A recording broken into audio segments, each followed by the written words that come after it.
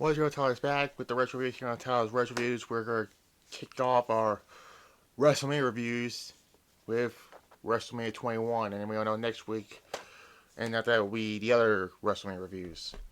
All that we're doing it all in from the Ruthless Aggression, or aka or what happened after WrestleMania 20 and all that. But yeah, we're gonna start with WrestleMania 21. Nowhere near as classic as WrestleMania 20 was, which I mean, let's be honest here. WrestleMania 20 was the last amazing WrestleMania, and I don't care what anyone says about that. But yeah. Anyways, April 3rd was a Raw and SmackDown event at the Staples Center in Los Angeles, California. So there's that. And like I said, we're gonna go through the WrestleManias from the latter half of the Ruthless Aggression here. That's 21, which is you're gonna watch in here. 22 will be next week. That's spoilers for next week, of course. And then the week after will be WrestleMania 23. So we're getting ready for all that. And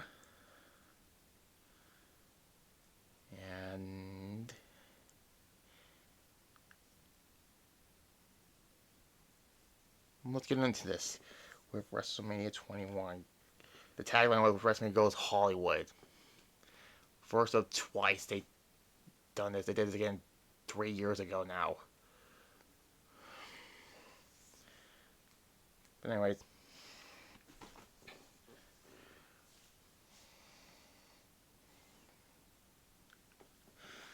Regardless of that, let's get into this. Your first match is Rey Mysterio defeating Eddie Guerrero. This will be, unfortunately, Eddie Guerrero's last WrestleMania because he died in November.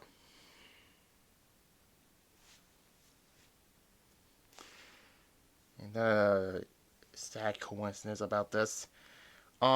This whole thing will turn Eddie heel afterwards because of what happened after WrestleMania and all that.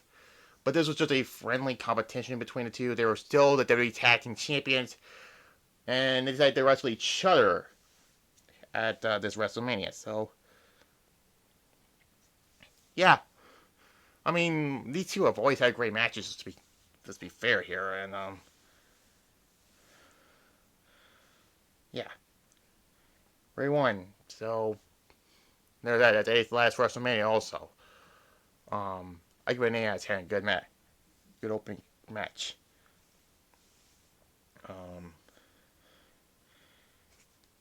Yeah. Anyways, next is the first Money in the Bank ladder match. Remember that used to be like a special thing now? Yeah, nowadays it's nothing anymore, unfortunately. Edge defeats Chris Jericho's shell match between Chris Benoit, Christian, and Kane to win the first Money in the Bank match. He comes to first Mr. Money in the Bank, and we obviously know he would cash in on the WWE Championship at New Year's Revolution 2006, which we mentioned that I already mentioned it earlier this year, the start of this year, if you're wondering.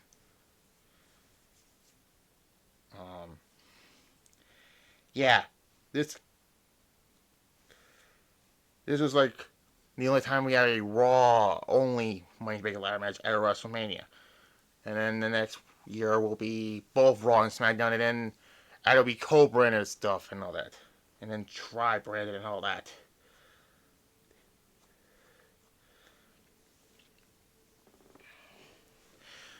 And yeah, and also just continue the feud between Edge and Benoit and all that. This, of course, ended at a Backlash where Edge won that by hitting Benoit with a brick. I know Brady loved that whole thing, hitting people with a brick. Yeah, an 8.5 out of 10 I'll give it. Kane was hitting Benoit with the ladder with the on the arm and all that. That was kind of brutal and all that. Of course, Benoit does his headbutt, which is kind of uncomfortable to look at nowadays. And Edge starting his Ultimate Opportunity thing by hitting Benoit with a chair on the when he was climbing up the ladder and all that. And he won Money in the Bank and all that. So, yeah. Unfortunately, then before I get to the next match, Eugene comes out to address the fans, and then Muhammad Sun comes out. Two really controversial characters right there. This led to a beatdown, and Hogan comes in and saves the day. Of course, this led to backlash and all that. Hogan and Shawn versus Muhammad Sun and Daivari. Yeah. Weird.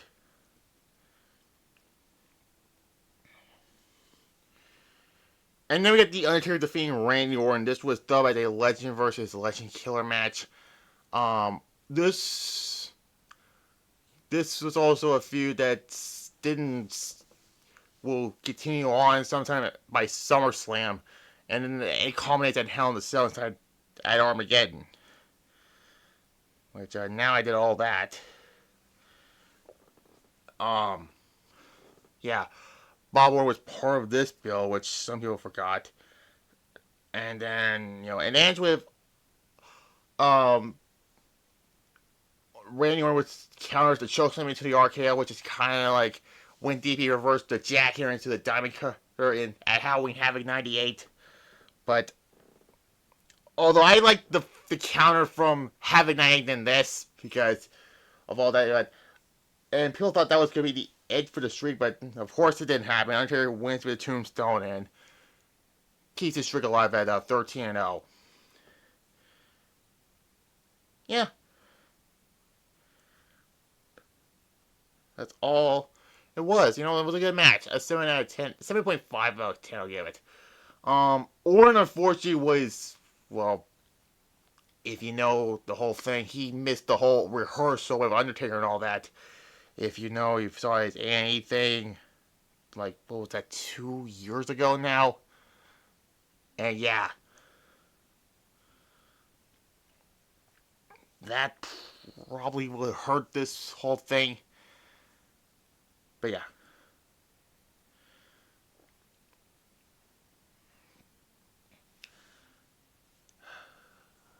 And yeah. Then we get the women's championship match. Trish Stratus vs. Christy Hemme. Yeah. This was supposed... Again, the original plan was supposed to be Lita versus Trish, but...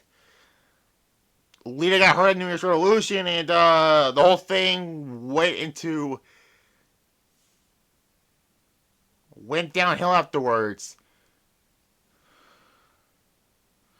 So Christy Hemme was in this spot instead, which... I mean, Lita didn't do nothing in this match, really. I mean, she was still dealing with a knee injury and all that. It was what it was. It was a 5 out of 10. It was a decent match, but decent is all I have to say, really.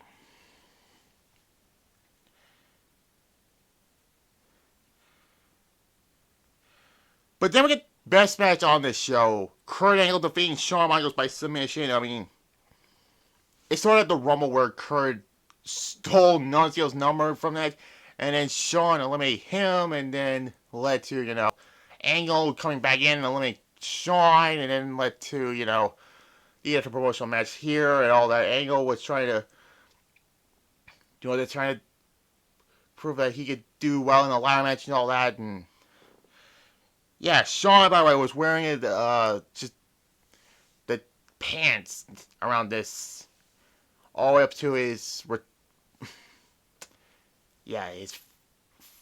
actual retirement, not counting Crown Jewel 2018. If you know, you know.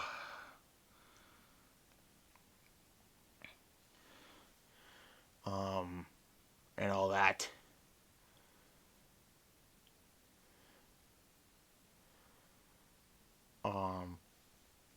And yeah, this was honestly the best match on WrestleMania 21, and Angle won, but the Angle, like Shawn, was trying to scratch hard to not tap out, but he couldn't fight through it, and yeah, amazing match. These two will have another match at Vengeance and another one which happened on the first Raw back on the USA Network. But still, easily the 10 out of 10 perfect match. Literally. Before I get to the next match, we at the Pirates Pit setting with Stone Cold Steve Austin, and this was fucking amazing and all that. Piper says, "Welcome to Pirates Pit," slaps Stone Cold, and Stone Cold says, "Think you of me, you son of a bitch," slaps him back. And then Carlito comes out and gets his ass kicked by his, star to Carlito, and then they have a, Austin and Piper had a beer, drinking some beer, Austin stuns Piper and all that. Best segment of this entire WrestleMania.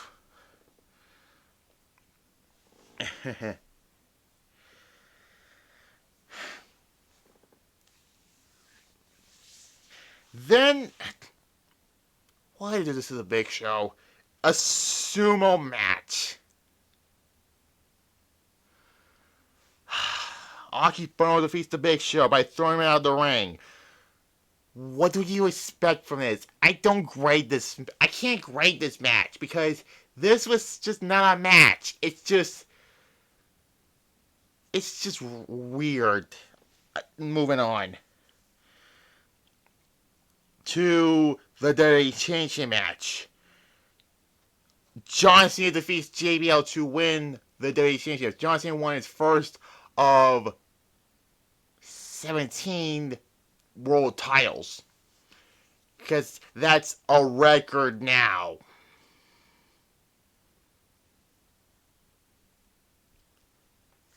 According to WWE, that is, but not us. That's a quotation mark right there.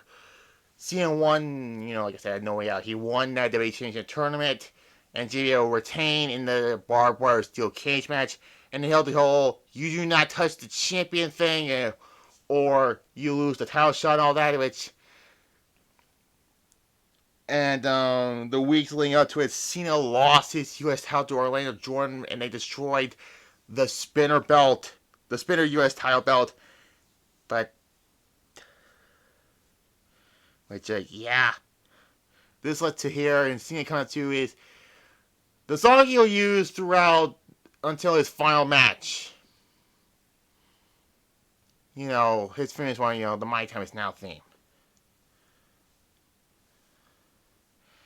Good matchup between Cena and JBL, but I think their Judgment 05 I Quit match was their best one. It's that or their Parking Lot Brawl at Great American Bash 08. But I'm not saying their matches were bad. I mean, this either this or Rumble 09 being their weaker encounters. But not bad and all that, but yeah. JBL, say what you will, he only gives Cena the WWE Championship because, all that. And Cena will hold it right up until New Year's Revolution 2006, where we always don't edge catch. 7 out of 10 will give the match. And there's that. And then finally we get the main event for the World Heavyweight Championship. Batista defeats Triple H to win the World Heavyweight Championship. It started back to the beginning of this whole thing where Orton was supposed to be the one to dethrone Triple H at WrestleMania 21. That did not happen. And they went with Plan B with Batista instead. And honestly, thank God they went with Batista instead because Orton's face run was... Let's be honest, Orton never worked as a face. Batista won the 2005 Royal Rumble. We already mentioned that.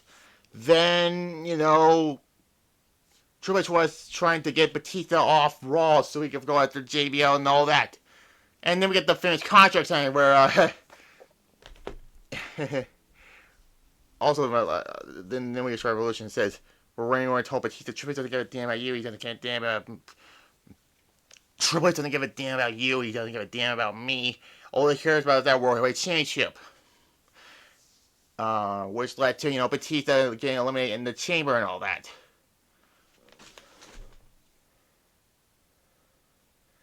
And then the contract signing, the night after No Way Out 05. Where Batista says, I didn't, he says, Hunter, I know what I'm doing for a long time. He does this, the thumbs up, the thumbs down, and turns babyface as a result of that. And yeah, Triple H made Batista look good in this match. Um, he wins the World Heavyweight Championship and had a pretty good run with the belt until he got hurt. And they had to get the belt off him, but that was due to his vacancy before the 2006 Rumble, which I already mentioned that one also. You know, Mark Henry put him on the shelf, aka put him in the Hall of Fame 5 years before it became a thing. Okay, that I had to say that again, but yeah. Rick Flair got involved a lot in this whole thing, but still. But that didn't work because Batista won with the deal with the bomb. I know it's called the Batista bomb, but I like to call it the deal with the bomb because Batista always says deal with it every time. And wins the World Championship. They continue on through Backlash and Vengeance, where Batista won both those. That was basically it for the Reign of Terror and all that. So yeah, WrestleMania 28 out of 10 I'll give the match. WrestleMania 21 overall, it was a good WrestleMania, but like I said, this whole thing was about the new stars in town now. Batista with the World Championship, John Cena with the WWE Championship. And yeah. It was a new era in the WWE around this time period. So yeah.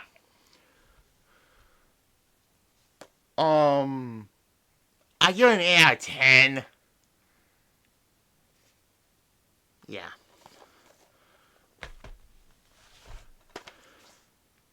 Now I'll give it a 7. Yeah, 10 I'll give it. Whatever. Anyways, next up is WrestleMania 22. But that's next week. Continuing our WrestleMania reviews for this 2026. And we're going back to this event taking place 20 years ago now when this video gets uploaded. Fun fact.